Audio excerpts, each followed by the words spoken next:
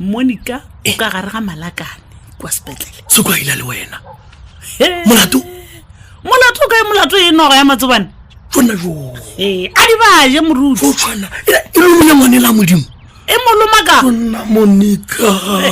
e re go go botse ditaba ba re bana ba e bone tsena ka ntlong ba re koko Monica noga